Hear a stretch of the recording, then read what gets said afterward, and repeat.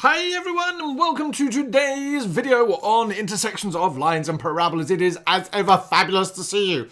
Now I know you'll have done me that favour, haven't you? You have subscribed. Yes, I feel it in my water, which is not a very good place to feel it, not unless I take tablets. If you haven't subscribed, ladies and gentlemen, it fascinates me and it sort of depresses me that here I am creating maths videos, which everyone would obviously like to use. And yet videos of people eating food get 3.2 million views. So get out there, spread that word, and do me the favour of telling everyone you know to jump onto my channel and subscribe. It really, really would help me. I love doing videos about maths. I try and make them entertaining, and I'm sure there's lots of people out there who would love to be able to learn in a slightly different way. But enough of that guff and on to the more exciting stuff of what am I doing today? Well, as normal, there is that red arrow telling you that I'm going to deal with the idea of lines and quadratics meeting, otherwise known as intersecting, which is a great word. But to be able to do this, there's a bit of theory I want to sort of draw together. Now, as I say in maths all the time, remember, it's not about putting a section in a box and when you finished it, closing it, doing the test and then sort of forgetting it. It's about joining all this stuff together. And the best mathematicians are those people who can sort of see the links between stuff rather than sort of box it, put it away, thanks very much, I don't need that until I do the exam. So we're going to look at what it means for two lines to intersect before we move on to curves. What it means to find common points by simultaneous equations, and to also look at what the discriminant means. Now, as I say, look, let's start with two lines, because that's something you've already dealt with. Points intersecting. And you're going to go, really? I don't remember doing that. I haven't done that recently. No. I didn't say recently. A while ago, all right? Now, straight lines. We love straight lines, and they can be written in one of two ways. I mean, they can probably be written in billions of ways, but the two most common are things like y equals 3x plus 7. All right, that's y equals mx plus c. That's the gradient intercept form. We like it that way. But you've also made it another way in, for example, 3x plus 2y equals 6. Believe it or not, that is always the equation of a straight line. Does that look a little bit more familiar? Well, hopefully it does, because it's actually the more usual way to write a simultaneous equation. And you can say, oh, I hate those things. They were so hard. Wait till you get to year 11 and 12, ladies and gentlemen, where you can use a calculator to solve these things by using funky things called matrices. You are going to go, hallelujah, hallelujah, to be able to do that. But the way you've been taught it, probably at this moment in time, is by using something called substitution or elimination. Now, substitution's actually really got the raw end of the deal. It's probably the easiest to do. Most times we teach you by elimination. We make you do 1,000 questions. You hate it, life is good. But if I show you a couple of examples just to nudge your memory about what this actually process is, and then I'll tell you why it is we're doing it. So first things first, we do it by elimination. Here we go. I'm going to do it by elimination first. And the way we do that by elimination is we look at these two columns and we say, are either of them the same? No. We need to get one of the columns the same. So I normally draw a line. I keep the first one different. No. I keep my first equation, number 1, the same. But for equation number 2, I'm going to double it. And I'll explain why in just a second. So that's going to give me 8x minus 2y is equal to 28. Now the reason I've doubled it is because if you notice now, I've got a 2y on both equations. One's a plus, one's a minus. It doesn't really matter. It's there for me to do. Now, I now draw another line. This was taught to me by Mr. Chilvers. Thank you, Mr. Chilvers. And what I now say is, how do I eliminate those two y's? Well, I look at this plus and a minus. Now, normally a plus and a minus is a minus, but in this situation, I'm actually going to add both of those equations together. Now, if you don't understand this, there is a video way back on solving these things. Fingers crossed, I'll put a link in the description below. Yep. So adding these together, 6x plus 8x gives me 14x. Now, when I add those two together, they disappear, which is why we call the process elimination. And then 14 plus 28 gives me 42. So I now have just an x value left. So my x value comes out to be 3. Yes. Now what I've done there is I've actually found a point of intersection. You're going to say, what? Before I finish this off, let's go back. We actually had two equations there. And if I drew those two equations, they are actually going to look something along those lines. And they are going to meet at just one point. That's the point of intersection. Now that one point shares something pretty special. Not love, doesn't share the love, although it might share the love, it's too much information. What it shares is one point. It shares an x coordinate and a y coordinate.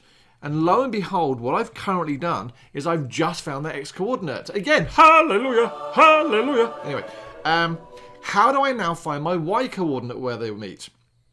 Well, the great thing is I can use either of these equations because an equation of a straight line gives me a relationship between an x value and a y value. And so generally when you've solved these things, we've probably said now just substitute it back into the first equation. Doesn't matter which equation you substitute it into. So I've got 6x plus 2y is equal to 14. I now know x is 3. So I get 18 plus 2y equals 14. I'm going to take away 18 from both sides, which gives me 2y is negative 4. Or y is equal to negative 2.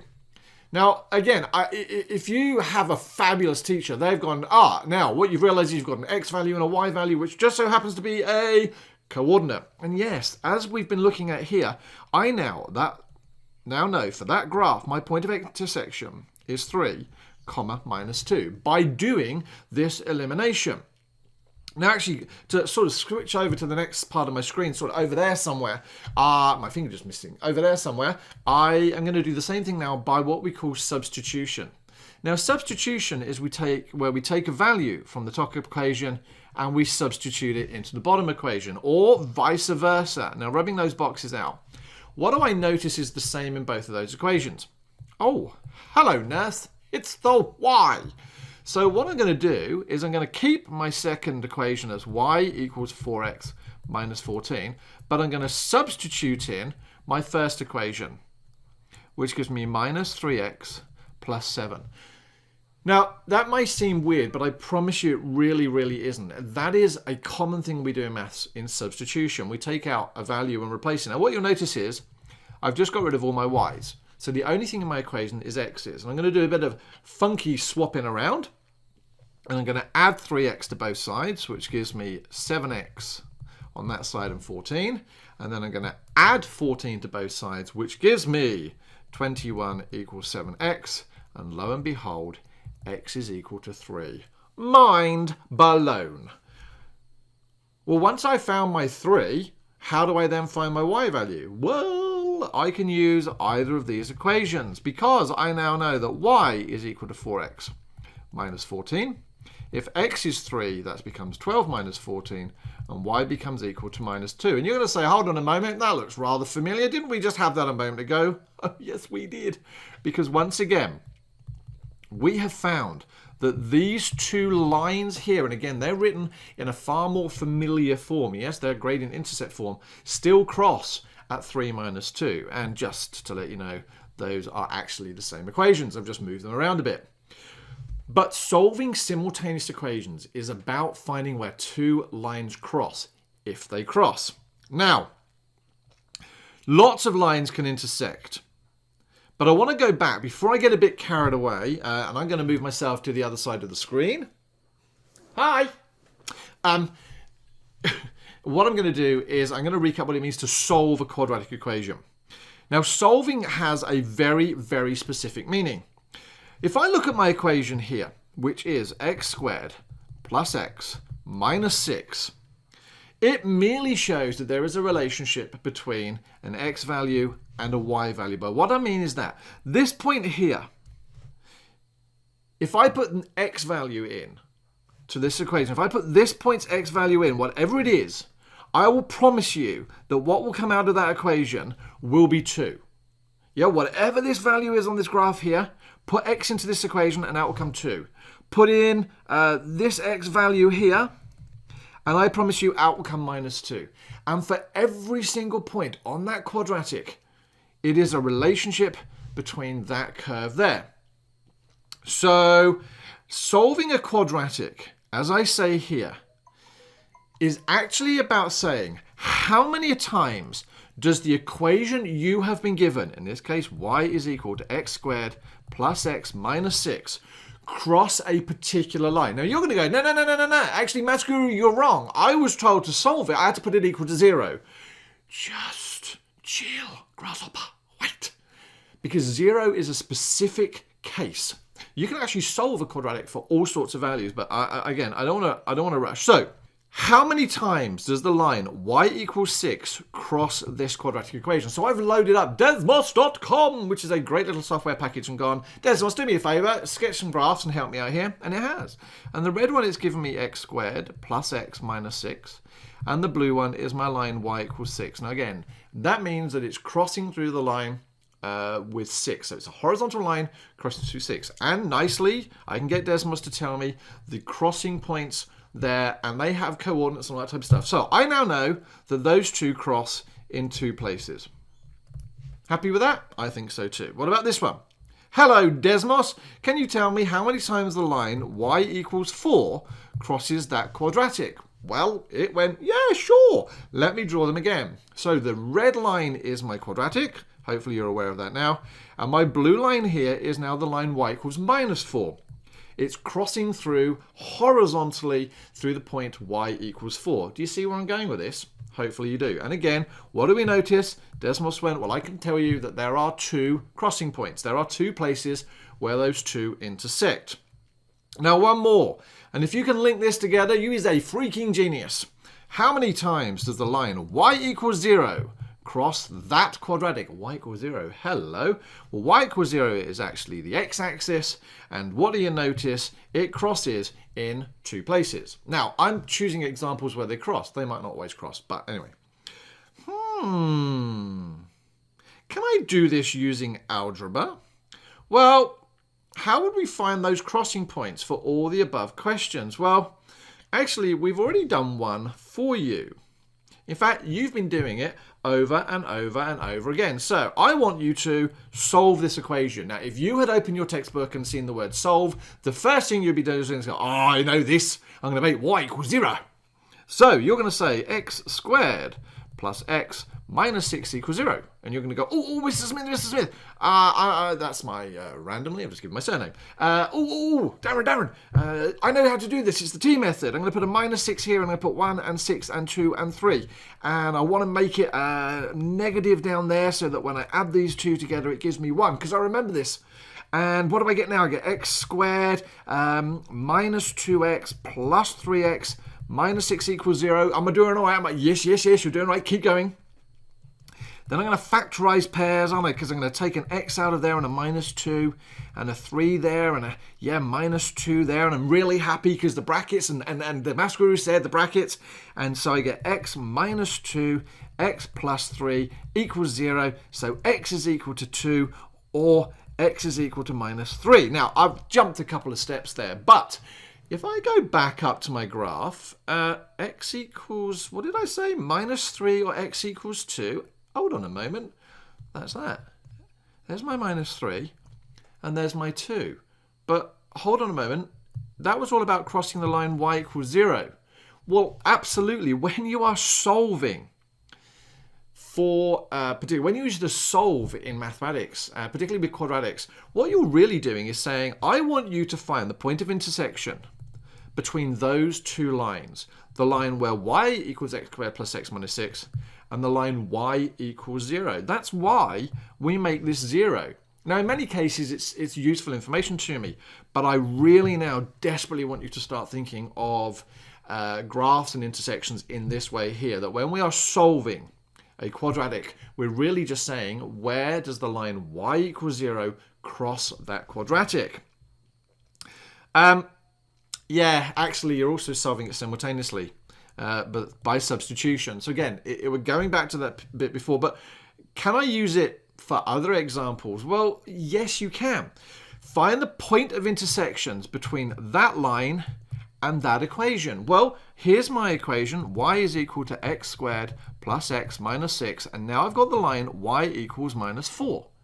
So if I want to find where they intersect, they meet. So what have I got? I've got my graph here and I've got my line here. And I know at these 2 points here, they share the love. They share something very special, don't they? They share some love. They share the same x and y value. So in this point here, and that point there, both the equations for this point share the same x and y value, And for that point, they share the same x and y value. Now, that was a bit confusing. I don't want to say that they are the same x and y value. They're blatantly not. But at this point here, the graphs can be put equal to each other. Because at this point here, the y values are exactly the same. So if they're the same, I can equate them. So x squared plus x minus 6 becomes equal to minus 4. Well, can't really do much with that. So what I'm going to do is I'm going to add 4 to each side, which gives me x squared plus x minus 2 equals 0. Hold on a moment. I've got that equals 0, Darren. Can I possibly do the t method with this? Yes, please do the t method. So we get minus 2. And that's literally going to be 1 and 2. And that's going to be minus 1 and 2. Otherwise, it's not going to give me plus 1. So x squared minus x plus 2x minus 2 is equal to 0. So I'm going to take an x out of those to give me x minus 1. I'm going to take a plus 2 out of there to give me an x minus 1. And I'm going to factorize again to give me x minus 1.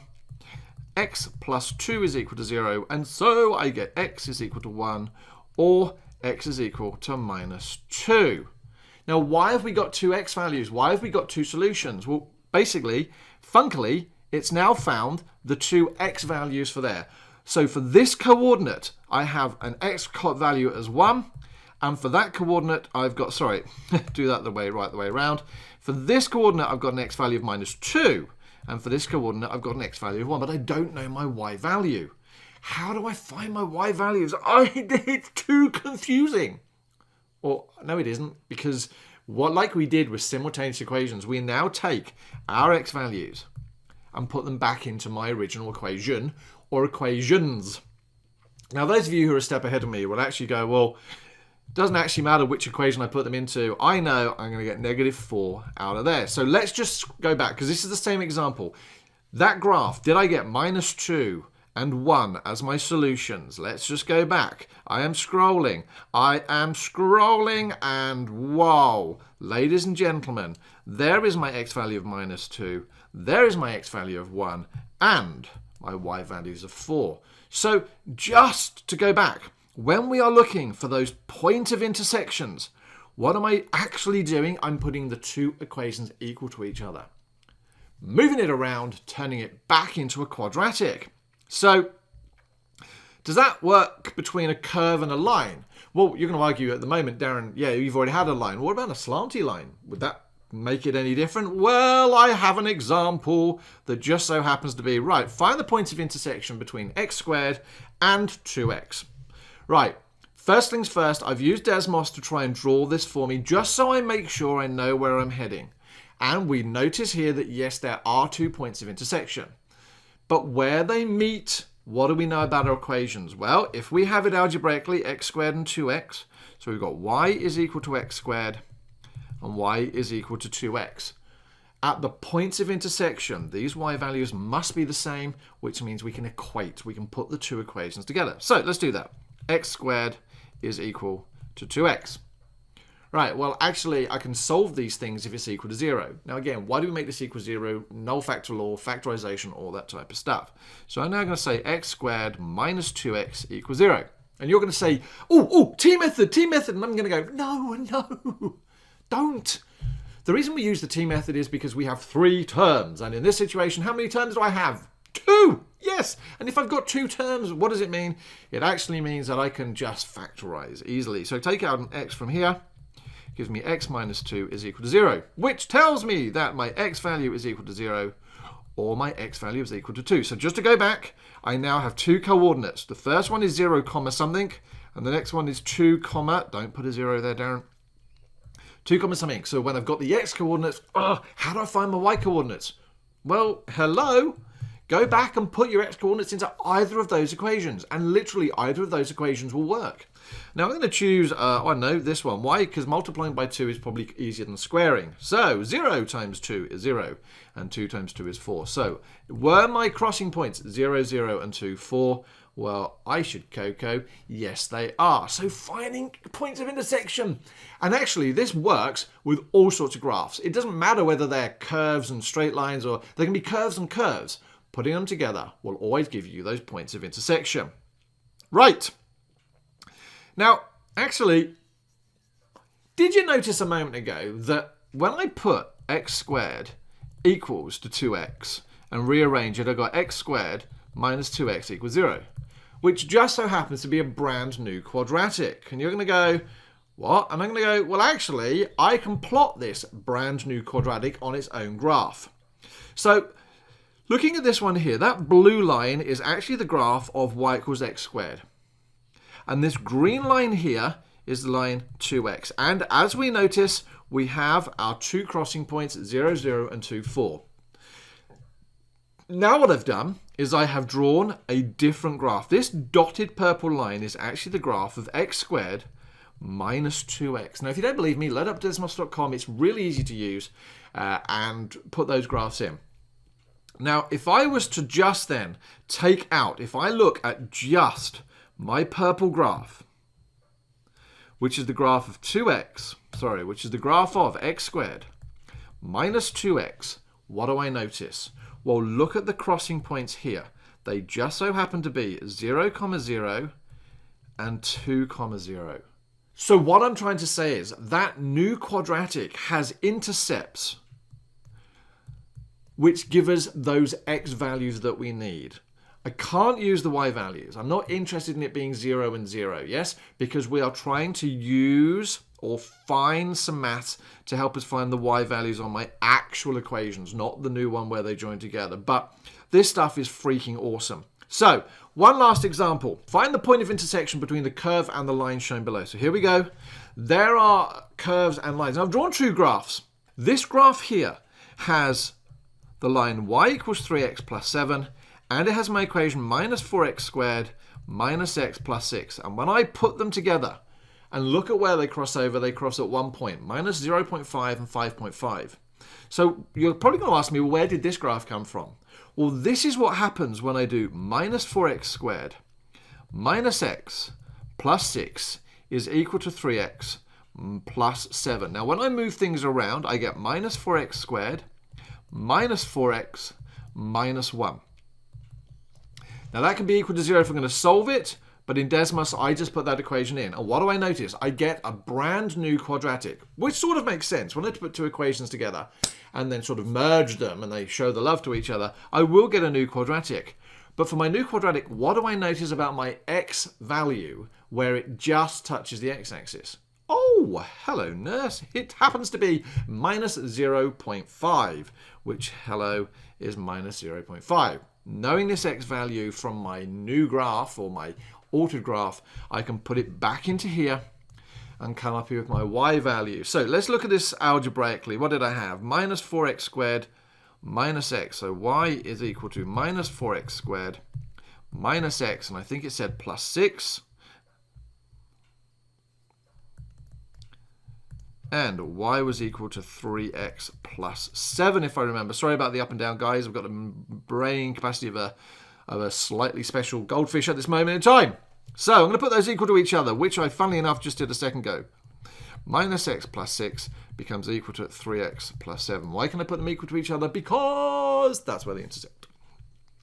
So minus 4x squared, take away 3x from both sides gives me minus 4x. Take away 7 gives me minus 1 is equal to 0. Now, because all of those are minuses, I'm actually going to multiply through by negative 1. And I'm going to multiply everything to get rid of those minus signs. So I get 4x squared plus 4x plus 1 equals 0. Now, that doesn't look particularly nice. If I try to t-method this, what am I going to get? I'm going to end up with 4 on the top, 1 and 4, 2 and 2. Ah, there you go. I can do that. It actually turns out to be 2 and 2 are going to be my values. So 4x squared plus 2x plus 2x plus 1 equals 0. Let's factorize pairs. So I get 2x, which gives me 2x plus 1. I'm going to take 1 out of there, which gives me 2x plus 1. So I get 2x plus 1 times 2x plus 1. Now, interestingly, what do you notice there? My two solutions are the same. So this is a repeated root. So actually, there is only one solution because these here are the same. So both of those are going to give me a value of x is equal to minus a half, which just so happens to be minus 0.5, and the world is good because that was the x value I was expecting there. Yay! So now that I've got my x value, how do I find my y value? Well, put it into one of these two equations here. And which one are you going to use? My advice, the simpler one. That'll be this one here. So y gives me 3 lots of minus a half plus 7, which gives me minus 3 on 2 plus 7, which is the same as 5.5. So my coordinates should be minus a half and 5.5. And this stuff is amazing. Now, we have talked about the discriminant before, and I know this is a long video. Pause it, come back to it later. But it all relates to one another. The discriminant. If you remember, previously you may have been told, possibly by me, oh, shock horror, that it is a way of finding how many solutions there are. Well, actually, that wasn't incorrect. But you guys probably got the idea that the discriminant was finding how many times it crossed the x-axis. Yeah, but remember, for all of these equations, x squared minus 2x minus 3, when we put it equal to 0, what does that now mean? It means how many times does my x-axis cross through that graph? Or how many times does the line y equals 0 cross there? So the discriminant can actually help me find how many solutions there are to all sorts of equations. So what was the discriminant? The discriminant was b squared minus 4ac. So I'm going to use it on this equation here to see how many solutions I'm expecting. Yes? Ooh, let me think. Now, actually, in this particular instance, when it says solutions, solutions to what? Well, actually, x squared plus x minus 6 equals 0. So, b squared is, my values here are a is equal to 1, b is equal to 1, and c is equal to negative 6. So, 1 squared minus 4 times 1 times negative 6. So 1 squared is 1. That's going to become plus 24, which happens to be 25. So there are 25 solutions. No. Because if you remember from our previous lesson, that when b squared minus 4ac is greater than 0 or positive, then we have 2 solutions. When that value is equal to 0, we have 1 solution.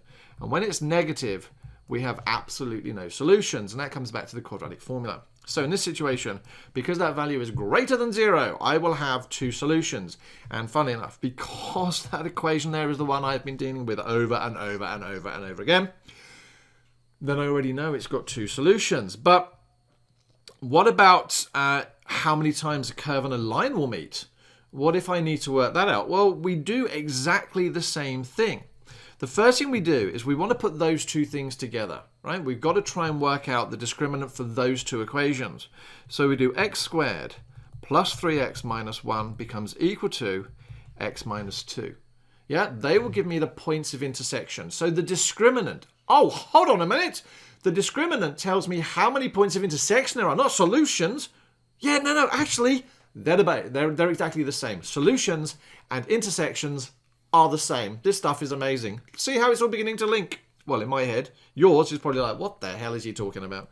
So, x squared. I'm going to take away x from both sides, which gives me plus 2x. And I'm going to add 2 to both sides, which gives me plus 1 is equal to 0. So, I can now use this equation here to work out my discriminant. So, b squared minus 4ac. I know that a is 1, b is 2, and c is 1. So, b squared is 2 squared minus 4 times 1, which gives me 4 minus 4, and as such, 0. So my discriminant is 0. So there are no solutions, yes? No, just a moment ago, slightly up. When b squared minus 4ac is equal to 0, there is just 1 solution. And to try and make this a little bit easier for you, I then went on and used DESMOS to sketch those 2 graphs together. And what do you notice? It touches just once. Ladies and gentlemen, this has been long. I know it has, and I will apologize for that. God, I try and get my videos into 15 minutes, but possibly because this is algebra, it takes ever such a long time to try and explain it with examples. My apologies. I'm doing my best. Hopefully it's made sense. Hopefully you have understood that and can now go forth and discriminant and points of intersection and know all this funky stuff that you need for mathematics. Now, if you haven't already, please, ladies and gentlemen, subscribe. And I genuinely mean it. If you can actually put a message out there to your Facebook friends, to Instagram, and just tell them to pop on over to the MaffsGuru.com or YouTube/MaffsGuru to sort of sign up and subscribe, I would be deeply grateful. And I genuinely mean that. If not, well, there's a video loading for you over there. It's been good. Have a fabulous evening. This is the MaffsGuru signing off.